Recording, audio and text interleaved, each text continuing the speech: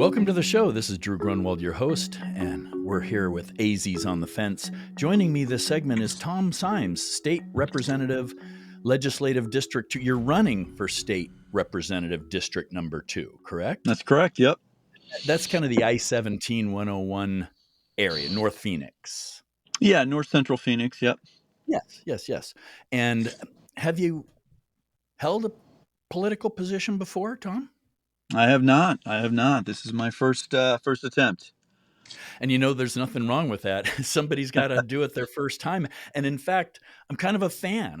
I believe that the career politicians, 30, 40, 50 years in office, there's something wrong with that, in my opinion. What do you think? I agree. I think it's very easy to become sort of detached from what's going on. Yeah, and I think you're in there for different reasons. I mean, let's have you tell the audience right now, why are you running? And you're running as an independent. So does that say something about not being a Republican or a Democrat? Because you don't necessarily agree with their politics? As an independent, it makes it that much harder for you. But I know you're in this as a serious candidate, and you do want to win. So Sure. tell the audience, those people who are not just independents, but who are on the fence. They haven't decided, and they're really trying to figure out who they should vote for. Why they're going to vote for you, Tom? Sure. I've been a registered independent myself for a long time. I think there's a lot of people who the parties, over the last couple of decades, both parties their tents have sort of shrunk more and more and more, and I think more and more people are feeling sort of politically homeless, and you can see it in the numbers. I mean, the size of independence goes up every single year. And I think there's just a lot of politically homeless people who they don't feel a particular party speaks for them anymore. And I think people are more likely to vote across party lines for the candidates that they believe in, rather than just party line vote.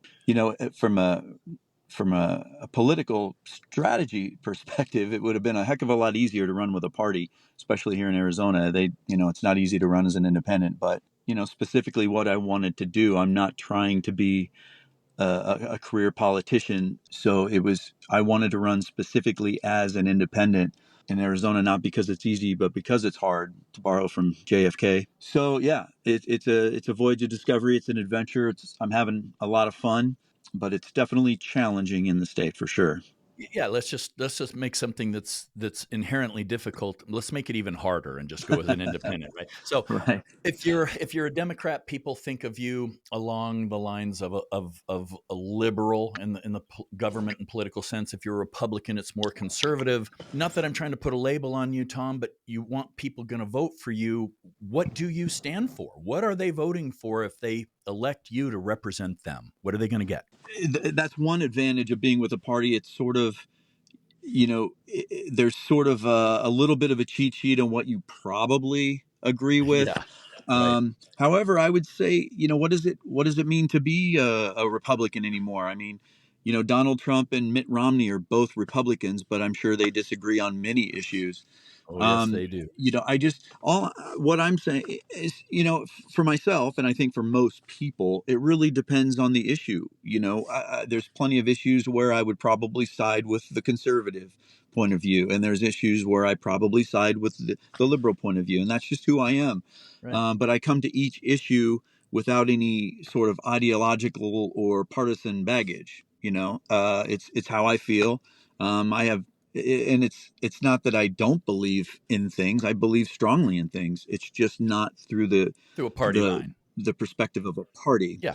And as we get further and further, I'm starting to kind of put together my stance on issues and write those out. I don't want anybody under the wrong impression, voting for me thinking I agree with them one way and that's not the case. I don't want that at all. So I'm kind of going through that right now. But I think that's what I'm promising people is nobody's going to tell me how to vote. No party, no donors. I'm going to vote my values, what I think is best for LD2. Sure. Well, you've got LD2 that you would represent, and the issues of the day, both nationally and locally. But What can you tell your voters that when you are elected, what are you going to do for them? What is it you're going to go in Mhm. and fight for? Um, you know, I'm not one of those candidates that there's not one or two issues that I'm all about. I want to have a say in every issue. I Okay. want to be a participant in every issue, and I like I said, I don't want to bring any ideological or partisan baggage No. to those issues. I want to sit down. I'm not going down there to be to clog up the gears. No. I want to get things done. Sure. What that looks like in practical terms for an independent, I don't know. We'll have to see how that Sure. works out. Well, let's But bring up that's all some I'm issues of the day. What about the border? Where do you sure. stand on the border? The border. Um, that's a complex issue, obviously. I think we have to have order at the.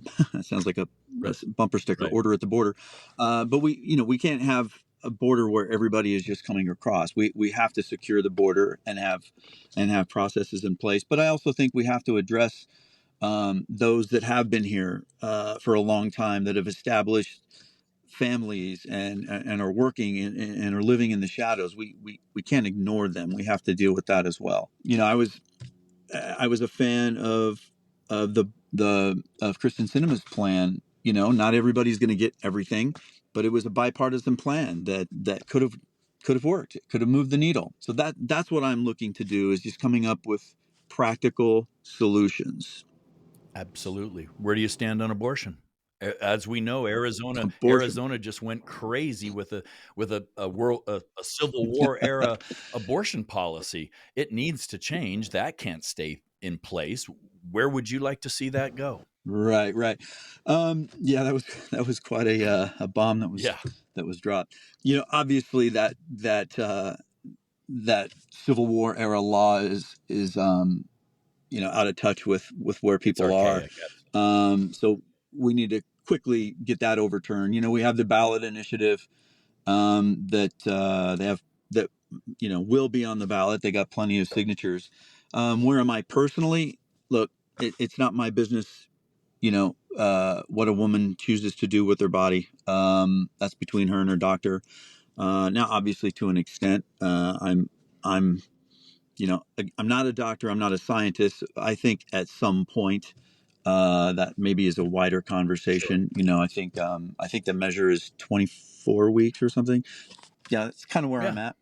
It's kind of where I'm at. So an abortion all the way up to 9 months, you're not for, but an abortion up to a certain point could make sense to you. Is that a summary of where Yeah, you're at? that's kind of where I'm at. Okay, that makes sense. Yeah. Um, right now, there's a two-party system, and I hmm think that's a big part of our problem right here.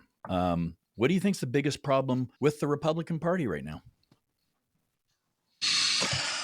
Um, well, I think the problems that the Republicans are having, and I think the Democrats are having as well. That was my next question. They're they're Yeah, I think it's both the same Okay. problem. They're not speaking for enough people.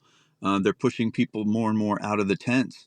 I'm not Oh, anti-party. I just think that as the two main parties are becoming less and less representative, I mean, people don't have the options anymore. We don't, as an independent. I don't get to participate in who the candidates are. I kind of have to wait and see, and then vote for who they've presented to right, me. right. And I mean, we're a third. Independent voters and unaffiliated voters are a third, and we don't have a say in the primary process at all. And if you're elected, would that be something you would try and change, is to get all registered voters the ability to vote in primaries and not have to be affiliated with a party? Would that be something you'd be interested in trying to change? Absolutely. There's a group, Save Democracy AZ, that have they're getting signatures for a ballot measure to open the primaries and a few other things, level the playing field on signatures and that kind of thing. But I think that will definitely be a moderating force on candidates, and it'll force the parties to sort of produce candidates that speak for more people. There's other things to do as well, but I think that would go a long way. Sure. I'm with you. There's the current politics can be very frustrating. If you belong to a party, it can be really frustrating if you are an independent, and let's say you believe in some of the things Republicans do and some of the things Democrats do, which I think you do, a lot of us do, Sure. but you don't necessarily want to go all in one way or the other. So we have to listen to what the individual candidates are going to do and how they're going to represent us. And for people to learn more about your campaign, and listening to this podcast and this radio show, how do they find you, go to your website, contact you, and find out more about your platform and what you're going to run for and how you're going to help the Arizonans in your district? Throw out, your various platforms so people can look you up beyond this show and follow you and start to get that information. Sure. Obviously, I have a website, tomsimsforaz.com. I have all the socials, Tom Sims for AZ, and I'll be dropping videos as we get further along. So much has been sort of in limbo campaign wise, until you get your signatures in, which there's a huge threshold for independence. So that was quite a mountain to climb, but I'm through that. So now I kind of feel like the campaign really is starting, if that makes sense. So as we ramp up, as an independent, I won't get to participate in the primary. So I imagine things will really start picking up after July 30th, after the primaries. But obviously, I'm still Yes. posting. I'm still doing whatever I can and talking to whoever wants to listen to me. So, yeah, and again, I understand that I don't have the shorthand of being in a party, so I'm a big question mark for people, and I don't want that. I don't want anybody to be unclear on my values or where I stand on issues. So I'll figure that out as I go. If somebody wants to contact me, I knock on doors, but if somebody wants to contact me, and I'll come over to your house, and you can ask me whatever you want, or yell at me, or whatever you want to do. I'm more than Well, happy. yes, being You know, approachable is a big part of it, and so many of the well entrenched politicians seem to have gotten away from that completely. So, Tom Sims, State Representative, Legislative District 2 candidate as an independent, thank you so much for being on AZ's on the Fence. I appreciate you, and good luck in you bet. your campaign. And maybe we'll see you seated at the Arizona Senate one of these days. Good luck to you, sir. Thinking about selling your home but unsure about the current market and the value of your home? Call the experts at A2 Luxury Real Estate. The team has over 50 years' experience in real estate appraisal and finance. Having the right team with the right experience will help you make the right decision when it comes to selling your home. The pinnacle of luxury real estate starts with A2 Luxury Real Estate. Visit us at a2luxre.com or call 602-888-1433, Realty One Group.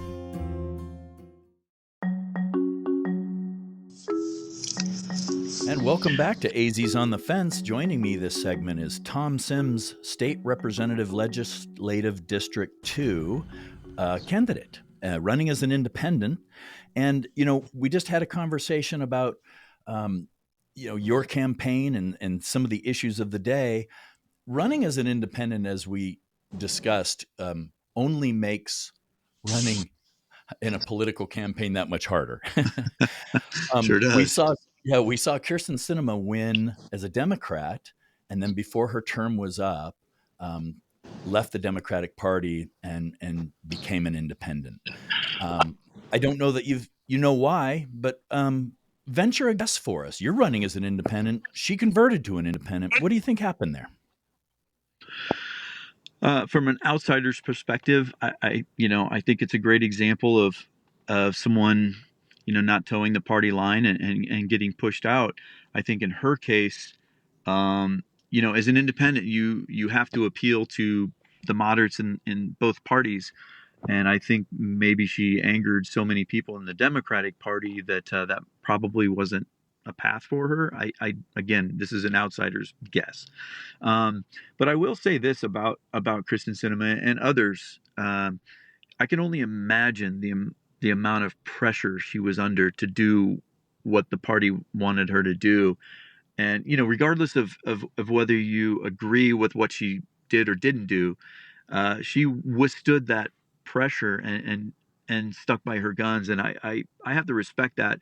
From It doesn't matter to me what political side of the fence they're on, just just to stand up to that kind of pressure is pretty admirable.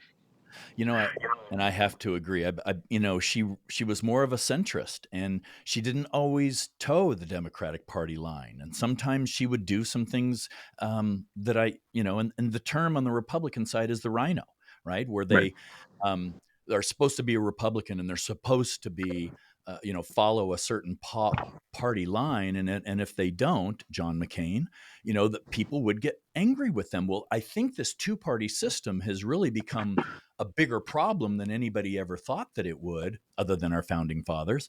Uh, that it has really polarized us, and there is no I middle agree. ground anymore. And if you try to cross the aisle, whether it's state or federal level, you're just you're lambasted and and thrown under the bus, and it's not right. So good for you running as an independent, as difficult as it is.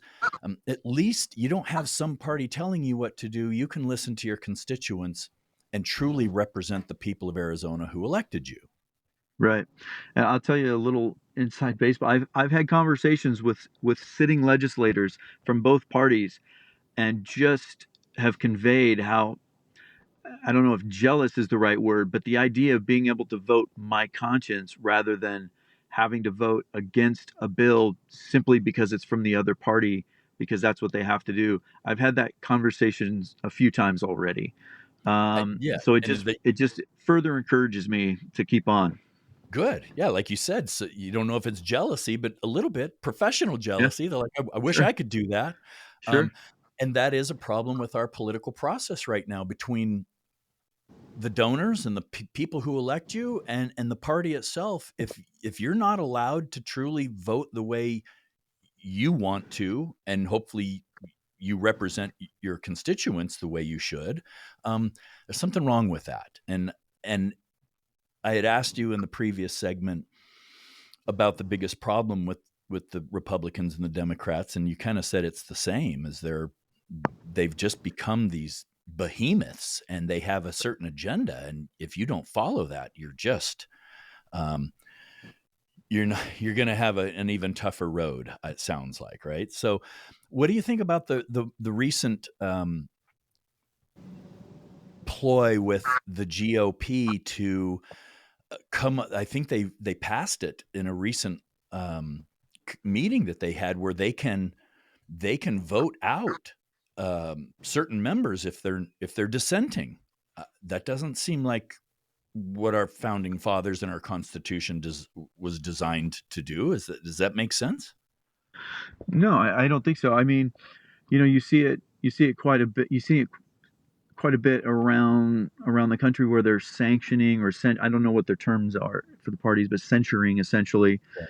those that may deviate from the party line. I mean, uh, it used to be you had wings of the Democratic Party, you had wings of the Republican Party, and it seems like that's becoming less and less of a thing. And they're just pushing people out of the parties, and they're kind of doing this to themselves. There's only going to be more independents running. There's only going to be other new political parties, and it's in response. In response to what they're doing. Again, I'm not Right. anti-party, but I think they're hurting themselves by pushing voices out. Right. It's very, very polarizing. I mean, on the Democratic side and up in Washington, you have the squad, right? And these are the Hmm. new, um, highly polarizing candidates or elected representatives. Now, on that side, you've got Marjorie Taylor Greene and Matt Gaetz and some of the others on the Republican side that are really more on the extreme ends of the conservative and liberal movements. And the more centrist you are, it just seems like they they censor you. They don't want you around. They don't want anybody who won't vote party lines. And again, proud that you can stand up and run as an independent, as hard as that might be. And we look forward to that. What is your thoughts on conspiracy theories? Do you really believe there's stuff going on in our governments behind the scenes, and they're pulling the puppet strings, or do you think conspiracy theories are exactly that. They don't really hold water. Well, you know, conspiracy theories used to be kind of fun, but Yeah. now people seem to wrap their lives around them. Look, I mean, we're in very sort of turbulent times. Lot of change very quickly. No, and I think people respond to people and leaders who make sense of things for them. And I think conspiracies by nature, that's what they kind of do. They pull puzzle pieces together and they make things make sense, and people latch on to that. So I think it's part of the times that we're in, that we see the proliferation of so many conspiracy theories. I'm optimistic. I hope that, as the dust kind of settles from all of this turbulence over the last 5 years or so, that a lot of that will dissipate. I hope. Um, but I think the parties can sort of exacerbate that and take advantage of it, which just sort of makes the problem even worse.